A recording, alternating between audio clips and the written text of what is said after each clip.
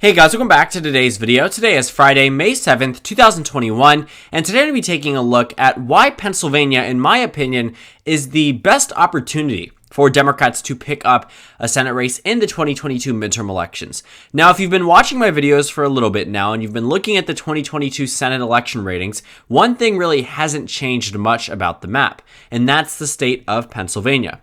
While, of course, the safe states and some of the swing states have actually taken a very similar step and very similar characterization to the month previously or 2 months prior, Pennsylvania has pretty much held the same lean Dem characterization for the majority of my ratings and holds that today. Pennsylvania, out of all of the states on the GOP and Democratic Party radar, is the state that I believe is the most likely to be a pickup for either party, meaning that this political party, the Democrats being the opposition, is more likely to win Pennsylvania than the Republican Party is to win any of the other seats held by Democrats, and the Democrats are more likely to win Pennsylvania than they are likely to win any of the other Republican seats. So Pennsylvania all around, not just on the Democratic side, is the most likely pickup regardless. But I might make a video in the future talking about the most likely Republican state, most likely Democratic state to flip to the GOP. But for right now, Pennsylvania seems to be the state that is heavy target number one for the Democrats, and for good reason. As you can see, based off of my 2022 projection, with Pennsylvania going blue, the Senate majority expands to 51 to 49. Well, that's one more than what they have currently, and guess what that would do? It would completely strip the power away from Joe Manchin and maybe throw it onto Kyrsten Sinema, and if Kyrsten Sinema's on board, which she actually comes around a little bit earlier before Joe Manchin does, all of the power has been shifted towards the Democrats, and that's assuming that they only pick up Pennsylvania. You know, every single Senate seat matters after the 2020 Senate elections. After the Democrats were losing the Senate in 2016 to a trifecta, this was when they were at a low point. The Democrats lost control of the House, lost control of the Senate, and then, Pennsylvania, the reason why I was showing you is because this is the exact Senate race that was up. This was a race that they could have won, they were supposed to win, and they lost. And it contributed to the Democratic Party being down in the House, the Senate, and in the presidency. They were blocked from having 2 senators in Pennsylvania because of Pat Toomey's re-election performance. They also lost the state on the 2016 presidential margin. So Pennsylvania needs to be built back up for the Democrats. And, with the Democrats winning 50-50 and after poor showings in this exact Senate race before, the Democrats weren't necessarily too confident that they would be immediately picking up Pennsylvania. But for someone who does analytics and someone who looks at the election standing away from either political party, it does seem very much like Pennsylvania is the best opportunity for Democrats and the best opportunity for either party in general.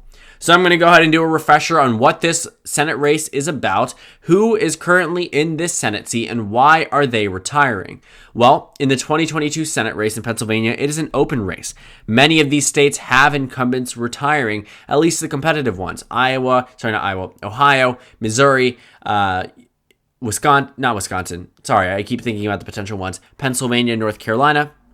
Those are 4 out of the 5 incumbents that have said they're retiring, all previously competitive races or potentially competitive ones in 2022. But Pennsylvania is certainly going to be the closest, at least where it stands currently. Pat Toomey is a Republican senator who actually wasn't too much of a critic of President Trump in the past, but ended up voting to convict President Trump, and largely did this because he was retiring, announced that he was no longer going to be running for re-election well before the election had occurred, a 2020 election. So with Pat Toomey announcing this retirement, he really had nothing to lose, so he went with his conscience and voted to convict President Trump, pretty much upholding the impeachment from the United States House of Representatives.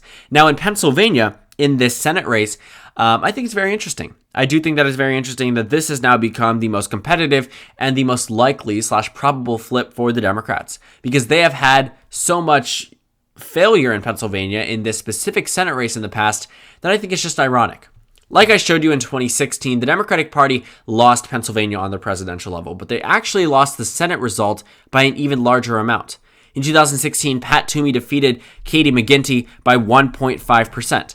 Donald Trump only won the state by 0.72% on the presidential level. So you're talking about Pat Toomey doubling Donald Trump's margin in the state. In addition, in 2010, the Democrats also lost the state of Pennsylvania, but by 2 percentage points. But while I'm showing you Republican victories, I also do want to point out the lack of a strong Democratic contender. Joe Sestak probably could have won this Senate race. I think this was Joe Sestak's Senate race to lose. In 2010, this was an open race. This was an open seat. The Democratic Party very well could have won this Senate race. But did they? No, they didn't. Joe Sestak could have won here, but he lost by 2 points. Fast forward to 2016, Katie McGinty could have won. But I do question, if Hillary Clinton had won the state of Pennsylvania, would she have brought Katie McGinty to victory? Maybe not if Clinton had won by 0.7, but if she had won by a percentage point or higher, probably. 2016 was a completely winnable race for Katie McGinty. But again, similar missteps and oversights from the Democratic Party in the state ultimately resulted in Pat Toomey narrowly winning yet again another election. So while Pat Toomey has gotten lucky, and while the Democratic Party hasn't had the best of luck in Pennsylvania, I think they might in 2022, given the current list of potential or announced candidates for Senate. Because the Democrats have John Fetterman, the lieutenant governor of Pennsylvania, who has arguably taken some more controversial takes in favor of legalizing marijuana across the entire state, has been consistently putting up LGBT, pride flags in his office against the request of many top officials in the state, Republicans, and some of those who work in the government. Pretty much, John Fetterman is someone who really has a I don't care type of attitude. He stands for what he believes in, and a lot of voters do seem to positively respond to that. Now, he didn't exactly run in 2018 as the incumbent lieutenant governor. When he was last on the ballot, Tom Wolf had won with 57.8% of the vote, but that was not contributed to John Fetterman. He was lucky that there was a Democratic candidate on the top of the ticket that did bring both of them to victory. But John Fetterman actually defeated the incumbent lieutenant governor in the primary. So he was the mayor of Braddock. He was someone who wasn't a representative. He was not a senator. Let's say he wasn't necessarily a super well-known name across the state. But he got some pretty large endorsements. Randy Bryce, I don't know if you remember him, but he ran to replace Paul Ryan in that Wisconsin Senate representative race. I don't know how I missed it twice, and lost. Bernie Sanders, Pete Buttigieg, so a few top names. Pete Buttigieg not so much back then, but he got a few endorsements. He pulled ahead of everyone, pulled ahead of the incumbent lieutenant governor, pulled ahead of everyone, and ended up winning. So the polls were pretty accurate in that. He only got 38% of the vote, though, but on the same ballot with Tom Wolf, actually won with Tom Wolf by double digits.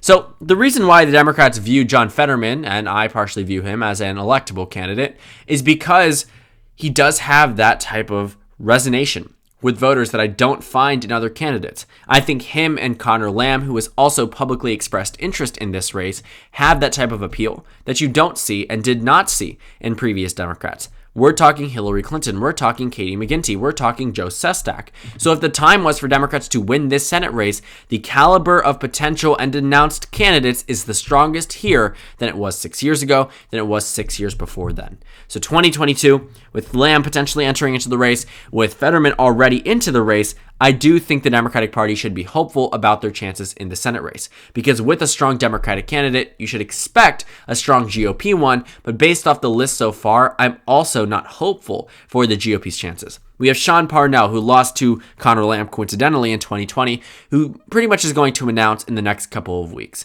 And he's probably going to try to rerun against Connor Lamb and win on a statewide level, counting on Pennsylvania potentially becoming a part of the red wave in 2022 that's expected from the right wing. But we have no type of concrete evidence 2022 will be a red wave, which is, again, contributing to the idea that Pennsylvania will flip blue.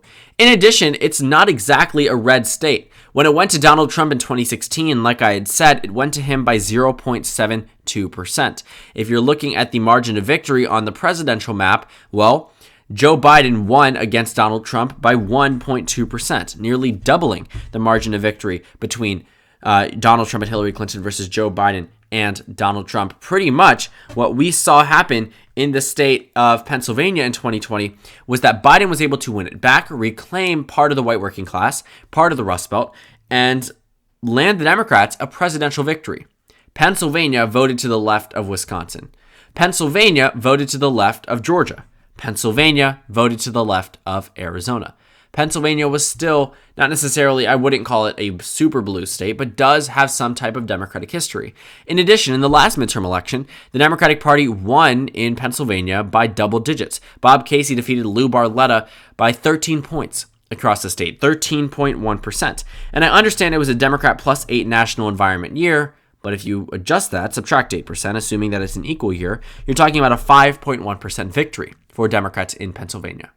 And I also want to point out that the factor of the incumbency will no longer be a thing like it was in 2016. Pat Toomey likely outran President Trump, or at the time businessman Donald Trump, because he was the incumbent. If people wanted change in the presidential level but were fine with their senator, Pat Toomey saw that response, that there were some voters who were crossing over, some who may have even voted for Hillary Clinton, that wanted Pat Toomey to stay. And I also think that it was a very realistic possibility that enough people had voted for the Republicans to make somewhat of a significant impact because they assumed Hillary Clinton was going to win the election and therefore wanted a check on an inevitable President Clinton. But if you're looking at the 2020 election results, we didn't see that happen. So I think it largely happened in 2016 because there was this whole media frenzy about how Hillary Clinton was absolutely going to win. At least in 2020, people were apprehensive. People were open to the possibility of it. I personally said Joe Biden was going to win. I was confident in that choice. I was right, but I also did say that you shouldn't 100% count out President Trump. If there's an upset in the evening, that's something that could be a reality. No election is 100% solid.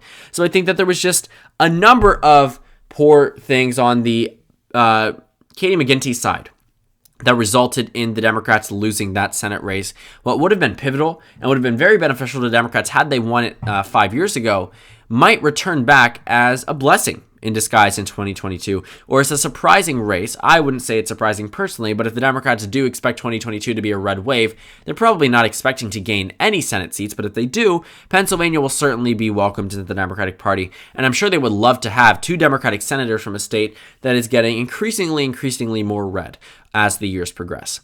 So Pat Toomey's up in 2022. He's retiring. Like I said, the factor of the incumbency is gone. So that idea that the person in office now is going to continue is gone because you're comfortable with where you are currently, which I'm sure many Americans were under President Obama, given his approval rating as well.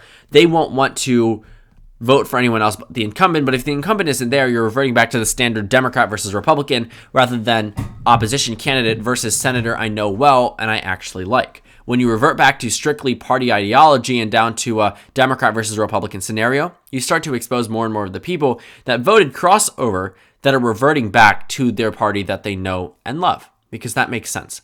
For example, in Iowa and Ohio, you have 2 senators who won by over 20 points. While Rob Portman's retiring, the Republicans are not going to win by 20 points. And if Chuck Grassley retires, the Republicans are also not going to win by 25 points like he did. The incumbents are popular and are resonating amongst these voters for a reason. They've been reelected consistently for a reason. Pat Toomey was chosen again in 2016 for a reason, but now that he's out, there isn't really this whole brand or idea behind his name because he won't be on the ballot. And also, President Trump is likely going to nominate someone who Pat Toomey doesn't want to be the next United States Senator. In order to win a Senate election in Pennsylvania, you need to be someone like Pat Toomey. You can't neglect the one person simply because he voted to convict President Trump or denounced President Trump. The thing about the GOP currently is that they are shunning and censoring all of the GOP candidates that win statewide but have been critics of President Trump or President Trump simply doesn't like. So instead of appeasing and working with the Republicans who know how to win, they appease President Trump and exile the Republicans who know how to win. So I'm not going to try to spin it, though. Pennsylvania was just a poor showing for Democrats in 2010 and 2016. I'm sure they are absolutely hoping that 2022 is different. I do think it will be different. I think Pennsylvania, out of all of the states we've seen, is the likeliest to flip, whether that be flip red, whether that be flip blue. In this instance, I think Pennsylvania is on track to go towards the Democratic Party. The caliber of candidates is at an all-time high. In addition, you no longer have the factor of the incumbency. We don't know if it's going to be a red wave year like 2010 and partially 2016 was, so we don't have that characterization yet. We don't have that idea formed in our heads. And Pennsylvania just recently voted for Biden by nearly double the margin of President Trump. Now, the margin wasn't large, but it was nearly double the margin, which I think is still noteworthy, something that definitely needs to be brought up considering the fact that the Republicans are probably very confident about their chances in Pennsylvania and might actually have them bite them in the back later on, because Pennsylvania certainly needs to be targeted. It was only won by Donald Trump for the first time in decades in 2016. I mean, I kid you not, Pennsylvania last went to the GOP in the 1980s. That's how long ago it went before Donald Trump. So it was a long time coming. but it was a one-time thing. It seems to be a one-hit wonder scenario. We probably won't see Donald Trump or another Republican win Pennsylvania in the next election. Maybe after. We're not entirely sure about demographic breakdown and population shifts. Pennsylvania is decreasing in terms of population, specifically from the inner cities, so we do need to get a little bit more information about that. But for right now, I'm not going to sit here and lie to you and tell you Pennsylvania is a red state just because it went to Donald Trump once. It's a state that is going to be purple. It's going to be competitive. But for right now, despite there being a Republican incumbent, the Democratic Party is the favorite to win the Senate race in Pennsylvania.